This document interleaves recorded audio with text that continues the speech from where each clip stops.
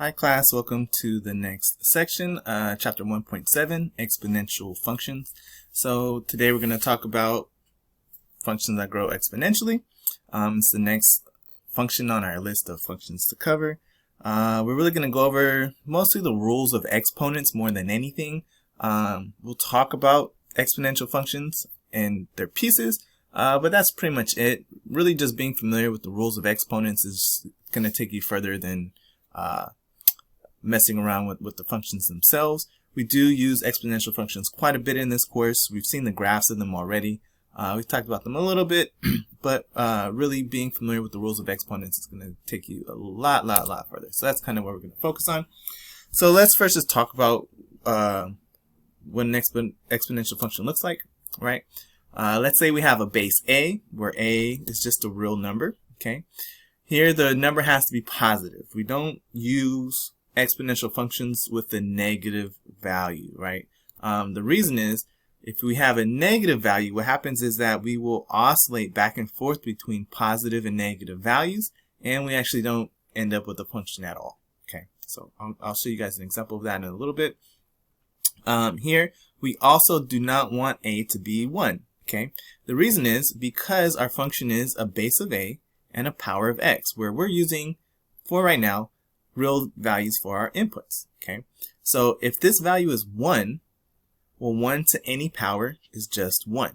So we end up with actually just a linear function in that case. So we never use a base of 1, and we never use a base that is negative. Okay, if our value of a is in between 0 and 1, then we have a decreasing function. It's exponentially decreasing. It gets smaller and smaller and smaller at an exponential rate. If a is in between 1 and infinity, then it is an exponentially increasing function. It gets larger and larger and larger very quickly. Okay, it's actually our fastest growing functions are exponential functions.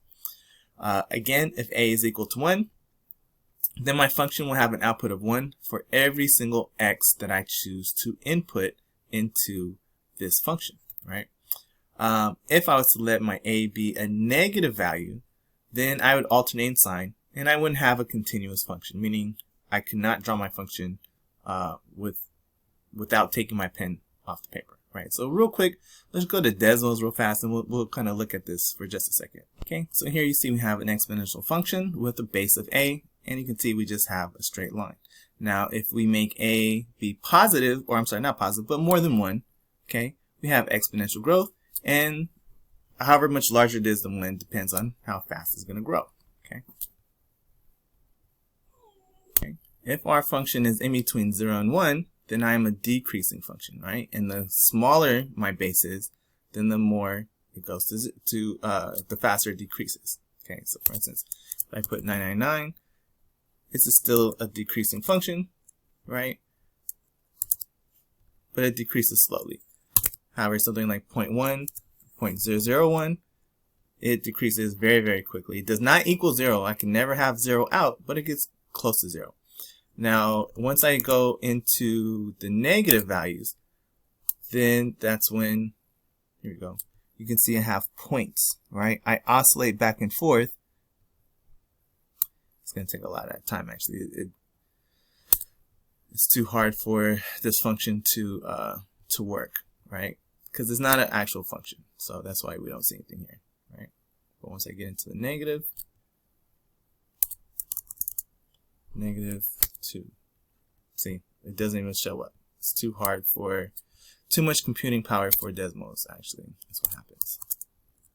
1, so -2. Okay, yeah.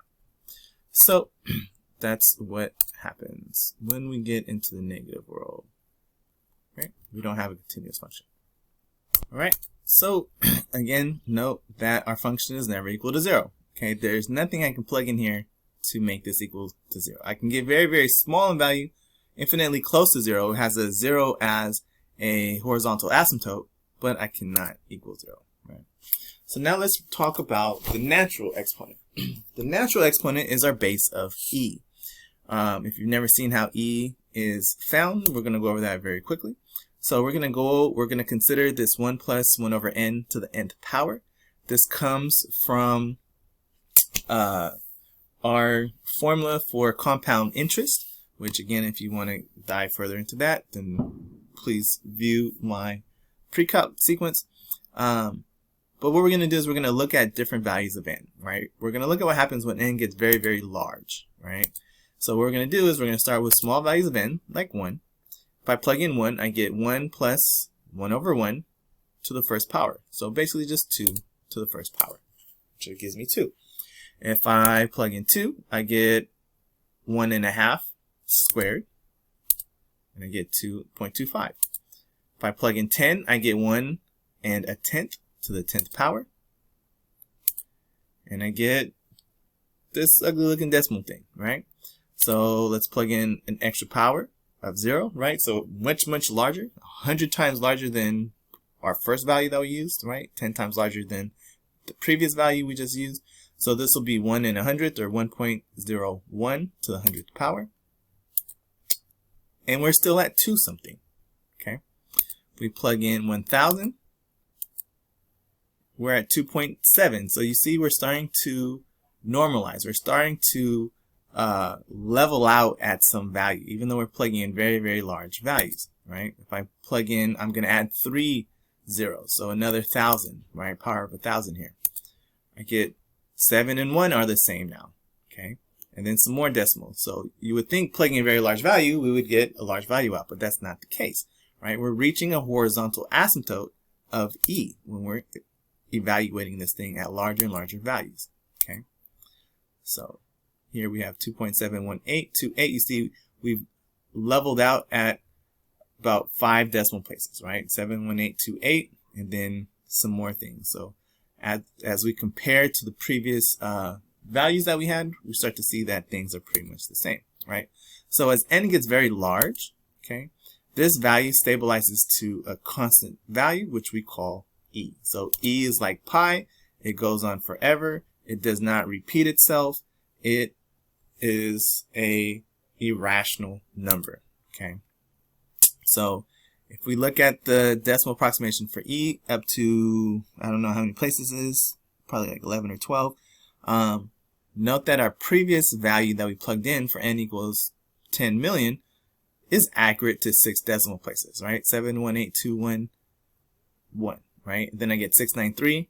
Here it goes 828459, right? So the first 6 decimal places are accurate, which makes sense if you think about it, because it's the first 6 decimals, right? So I'm plugging in, if I plug in 1 0 larger, then the decimal place is 1 less, right? So if I was to add 1 more 0 here, then my decimal approximation for 100,000 would be accurate to 7 decimal places, okay? So to the 1 million. So E is an element of R minus Q, which is a notation for the irrational functions, right? For irrational numbers. Okay. So the natural exponential function is an exponential function that has the base e. Okay. F of x equals e to the x. This is generally used for modeling continuous growth, whereas something like the previous version, a to the x, is meant to model generally things like yearly growth or doubling time or half-life. Okay. So now let's talk about the laws of exponents. Let a and b be real numbers. Let m and n be a positive real number. And let a and b both non-zero values, right?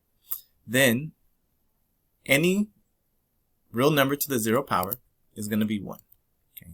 Any real number to a negative exponent is going to be 1 over that base to the exponent, the reciprocal of the power.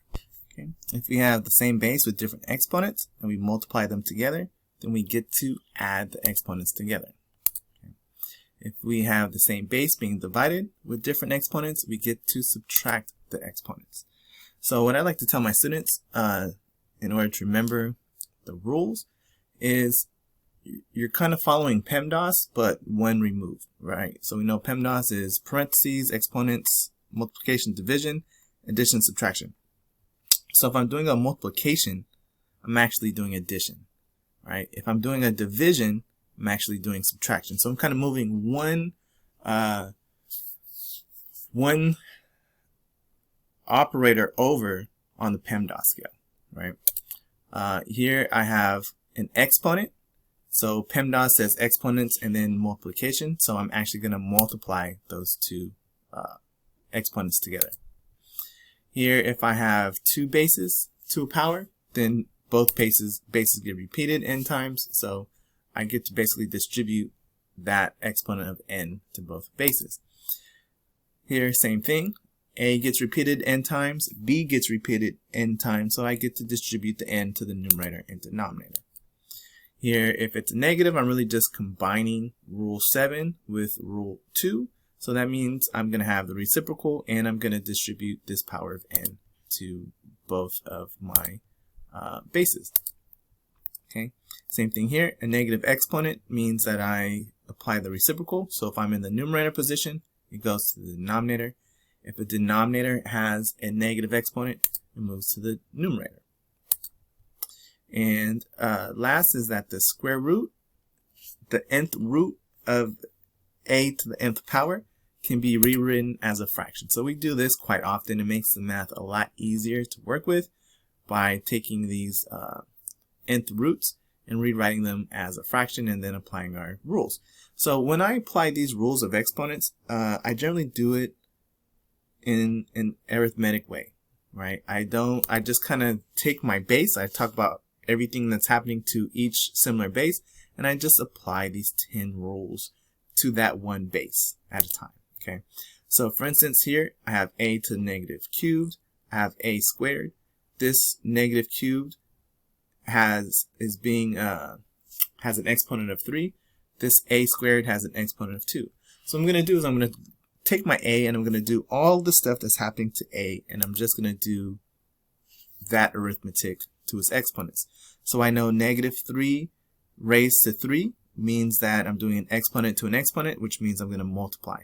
So I'm going to have a to the negative 3 times 3. Okay. And then I have an a on the bottom, that's a 2 times 2. So since I have something in the numerator and the denominator of the same base, I will subtract that. So I have negative 3 times 3 minus a squared raised to the second power. Okay. So all I have to do is the arithmetic on the powers of a. I don't have to distribute this 3 to every single term and this 2 to every single term and then figure out what I'm doing top and bottom to each one. I just apply all the rules to a at once and I do all the rules at b at once. So I have 3 times 3 minus 1 times 2, so just minus 2. Okay. Next I have c times 3, 1 times 3, okay, minus 3 times 2. So I just do that math. So this is negative 9 minus 4, so that's a minus 13. Here I have 9 minus 2, so that's b to the 7th. Here is 3 minus 6, so that's negative 3. Anything that's negative, right, moves to the denominator position. Anything that's positive stays in the numerator position. And that's it.